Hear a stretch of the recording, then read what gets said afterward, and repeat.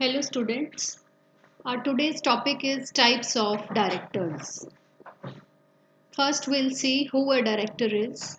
According to Companies Act 2013, Section 2, Clause 34, a director is a director who is appointed to the board of the company. It's such a simple definition. A person who is in the board of directors of the company is a director. Now we know that in case of companies, the minimum number of directors vary from the type of company. In one person company, there is only one director. In private company, minimum two directors are required. In public company, minimum three directors are required. And maximum number of directors in a company can be 15. And if a company wishes to increase its directors beyond 15, then it has to pass a special resolution. अगर किसी company में वो ये चाहते हैं कि 15 से ज़्यादा डायरेक्टर्स हों तो उन्हें स्पेशल रेजोल्यूशन पास करना पड़ता है. Now we will talk about types of directors. Directors are of two types, executive and non-executive. Executive directors जो होते हैं, they play a dual role. वो कंपनी के एम्प्लॉय भी होते हैं और डायरेक्टर भी होते हैं. There are three types of executive directors: whole time director, managing director and nominee director. Whole time director means जो पूरे टाइम कंपनी में रहते हैं, कंपनी में पॉलिसी मेकिंग करते हैं, कंपनी का सारा काम, रूटीन का काम संभालते हैं. एंड मैनेजिंग डायरेक्टर जो हेड होता है डायरेक्टर्स का, जिसको चुना जाता है एज अ हेड, जिसके अकॉर्डिंगली सारा जो बोर्ड है वो काम करता है, दैट इज मैनेजिंग डायरेक्टर. और थर्ड है इसमें nominee director. Nominee director means जिसको नॉमिनेट किया गया है बोर्ड में बाय सेंट्रल गवर्नमेंट और सम फाइनेंशियल इंस्टीट्यूशन. तो ये तीन तरह के डायरेक्टर्स एग्जीक्यूटिव होते हैं, जो एम्प्लॉय भी होते हैं और डायरेक्टर भी होते हैं और ये कंपनी का सारा काम संभालते हैं. नेक्स्ट है non executive. Non executive means they are only directors. ये कंपनी के एम्प्लॉयज़ नहीं होते, ये एडवाइस देते हैं, ये एक्सपर्ट्स होते हैं, ये गाइड करते हैं. And these are of two types, independent and non independent. Independent means जो कंपनी से किसी भी तरह से रिलेटेड नहीं है, and non independent means who are somehow related to the company. For example, promoter का ब्रदर अगर डायरेक्टर है तो वो एक नॉन इंडिपेंडेंट डायरेक्टर है. Next we talk about residential director. Now company law requires कि एटलीस्ट वन डायरेक्टर जो है ही should be a residential director. Residential director कौन है? जो कि प्रीवियस ईयर में एटलीस्ट 182 डेज के लिए इंडिया में रहा है. एटलीस्ट वन ऐसा डायरेक्टर होना ज़रूरी है. क्यों? क्योंकि अगर सभी डायरेक्टर्स लेट अस से अब्रॉड चले जाते हैं, then who will manage the company. इसलिए it is a compulsion that at least one director should have stayed in India for at least 182 days. Next is woman director. At least one woman director होनी चाहिए board में. ऐसा क्यों किया गया था? ताकि वुमेन की रिप्रेजेंटेशन टॉप मैनेजमेंट में इंक्रीज की जा सके. और ये किसके लिए ज़रूरी है? First in listed companies. जितनी भी कंपनीज लिस्टेड हैं स्टॉक एक्सचेंज में, it is compulsory to have at least one women director. And if company is unlisted and has paid up share capital greater than equal to 100 crore or turnover greater than equal to 300 crore, then it is compulsory to have at least one woman director. When this ruling came, let us take an example कि रिलायंस में कोई भी women director नहीं थी और उस time पर Nita Ambani was added to the board of directors. Next is independent director. Independent director कौन है? अभी ऊपर हमने डिस्कस किया कि ये नॉन एग्जीक्यूटिव डायरेक्टर्स होते हैं. कितने होने चाहिए?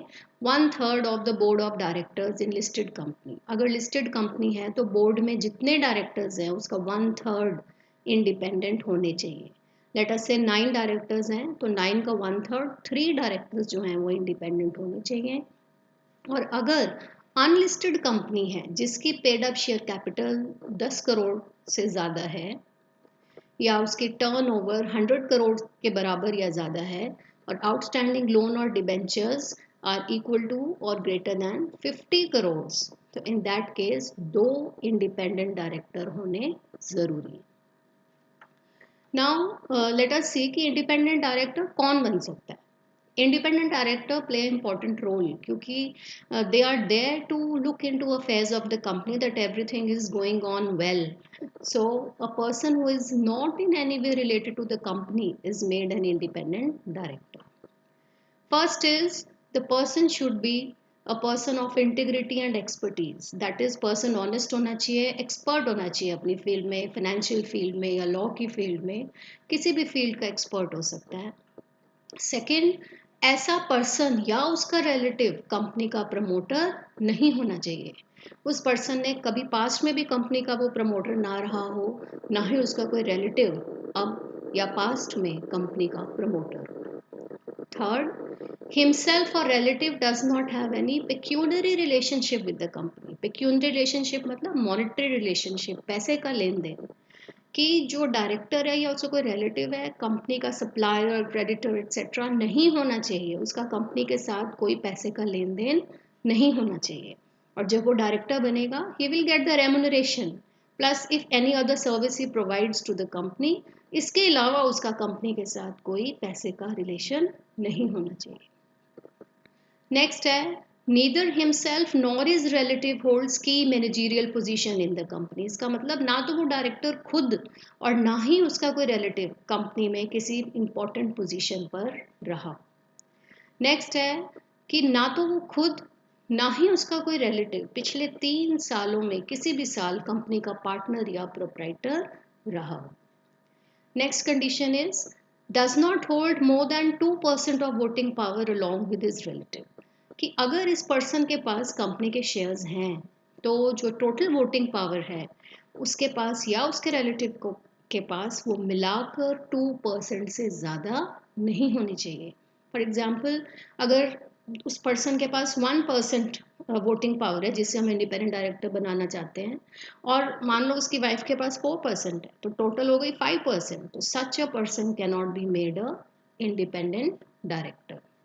एंड लास्ट इज कि अगर कोई नॉट फॉर प्रॉफिट ऑर्गेनाइजेशन है जिसके साथ ये कंपनी एसोसिएटेड है, उसे चैरिटी करती है, तो ऐसा पर्सन इस कंपनी का ना तो सीईओ हो सकता है और ना ही डायरेक्टर हो सकता है. तो ये सारे पॉइंट्स हमने देखे and they are all signifying one thing that the person who we want to make independent director should not in any way be related to the company so that he can keep a neutral approach. उसका अपना कोई interest नहीं हो company में, जिससे कि वो एक फेयर व्यू जो है कंपनी के प्रति रख सके. नेक्स्ट हम बात करते हैं स्मॉल शेयर होल्डर डायरेक्टर की. First of all we should know what is small share, who is small share holder. A small shareholder is the one who has shares equal to or less than rupees 20,000. अगर मेरे पास 10,000 तक के shares हैं, let us say, तो I am a small share holder. तो ऐसे company में बहुत सारे शेयर होल्डर्स होते हैं जिनके पास 20,000 या उससे कम के शेयर्स होते हैं. They are called small share holders. और बहुत बार ये स्मॉल शेयर होल्डर्स कंपनी से कह सकते हैं कि वी नीड अ रिप्रेजेंटेटिव, जिसे स्मॉल शेयर होल्डर डायरेक्टर कहा जाता है. Now this is optional. Company के लिए स्मॉल शेयर होल्डर डायरेक्टर बनाना ज़रूरी नहीं है. अगर स्मॉल शेयर होल्डर्स कहेंगे तो बनाया जा सकता है. कितने कहेंगे?